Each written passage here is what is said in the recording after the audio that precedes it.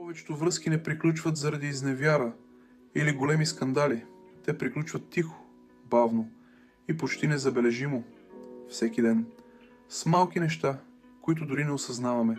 Ако някога си се чудил, защо нещо просто изстива, защо човекът до теб вече не е същия или защо усещаш дистанция, това видео е за теб.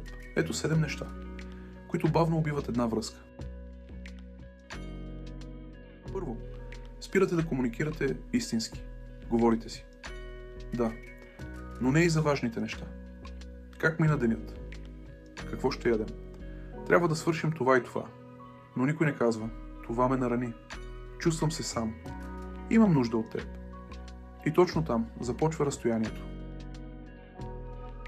Второ, започваш да приемаш човека до теб за даденост. В началото се стараеш. Пишеш, обаждаш се, изненадваш. После свикваш и си мислиш, той или тя е тук, няма да си тръгне. Но истината е, любовта не изчезва, вниманието изчезва. Трето, опитваш се да промениш другия. Защо не си по-амбициозен? Защо не си по-романтична? Защо не си като? И без да усетиш, започваш да обичаш версия, която не съществува. Хората не се променят под натиск, те се затварят.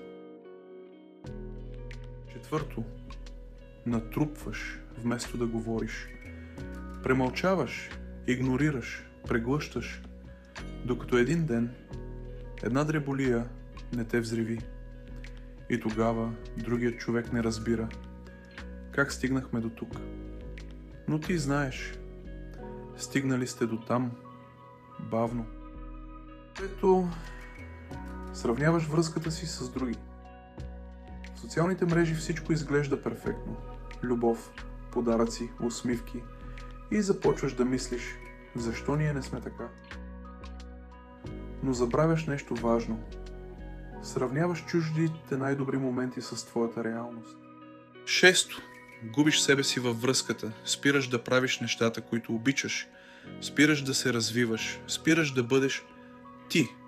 И в един момент вече не си интересен дори за себе си. А когато загубиш себе си, губиш и привличането. И най-важното, липсата на уважение. Малки подигравки, сарказъм, игнориране, неща, които изглеждат дребни, но разрушават всичко. Защото истината е проста. Любов без уважение не оцелява. Истината е, че връзките не се разрушават изведнъж. Те се разпадат в малките моменти, в думите, които не казваш, в усилията, които спираш да правиш, във вниманието, което вече не даваш. Но има и нещо важно. Ако разпозна поне едно от тези неща, не е късно.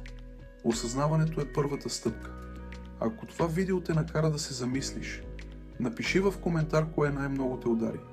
И ако искаш още такива реални и дълбоки теми, абонирай се. Защото понякога правилната мисъл в точния момент може да промени всичко.